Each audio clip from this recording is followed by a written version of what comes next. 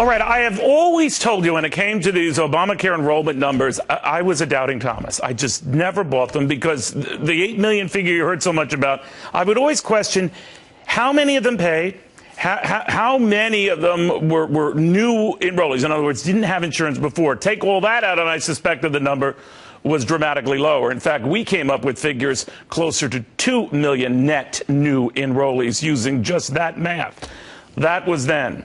This is now. Welcome, everybody. Some startling news that seems to confirm my worst suspicions.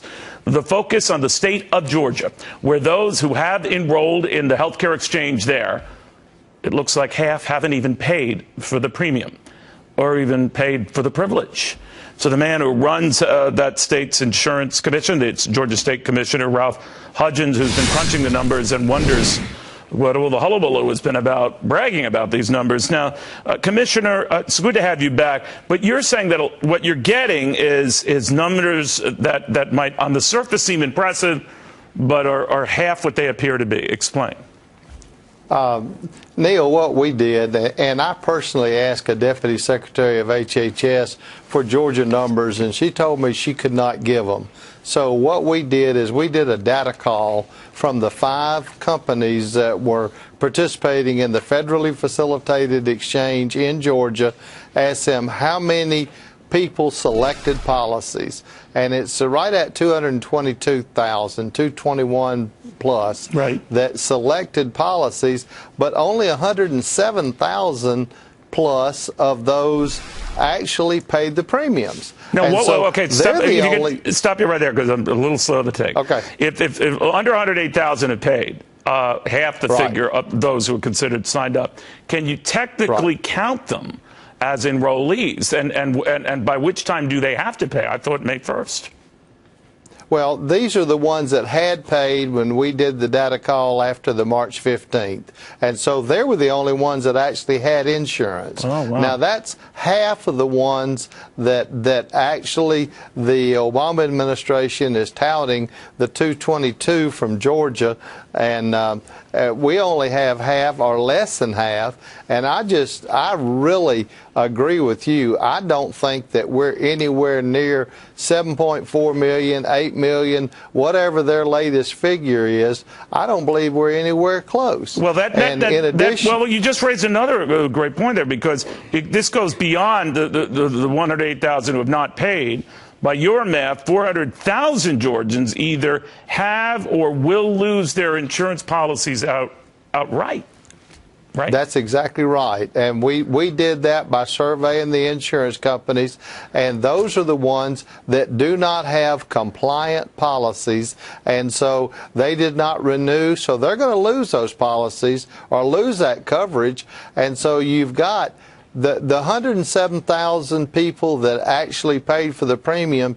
That's covering 149,000 lives, because some of the policies were family policies and there would be a husband and wife and maybe a child or two. So the 107,000 policies that were paid for is around 149,000 lives. Wow. But then on the other hand, you've lost 400,000 folks. So we've had a net loss of 250,000 Georgians. You just said it far better than I. Commissioner, if you don't mind, I want to bring in some of my esteemed panelists and co-workers here. We've got Lizzie MacDonald, Scott Martin, and Todd Schoenberger. Lizzie, this is something I've always gotten into. A lot of people say, oh, you're just trying to rain on the healthcare parade, Neil. I'm a stickler for the details on these numbers. I'm happy to report the 8.5 million the administration brags about, but I also want to get under the proverbial hood and just see, to the commissioner's point, how many are paying, how many are young, how many had coverage before, et cetera, et cetera, et cetera. This is one state. There are others that are now experiencing similar rough math. We're getting the likes out of Nevada and Illinois, similar numbers. What are we to make of this? So what you make of it is, Georgia did the legwork here that the administration and the HHS, the federal agency, should be doing. By the way, where's the HHS IG, the Inspector General, on all this? The fallout of what is happening in Georgia. It goes beyond the administration crooking the trumpets too early, because it's probably net down. A lot of enrollees signed up for Medicaid. The fallout is, this is why insurers likely are jacking up insurance rates for everybody else, because they don't have all the information they need on how many are actually paying their premiums and health reform. So the other issue, too, is, well, the doctors have to foot the bill because these enrollees are not paying. Or we do. That's right. So there's multiple fallout that will hit other people. Scott, now, the commissioner said it better than I, again, about the long-term fallout. It's the longer these folks don't pay.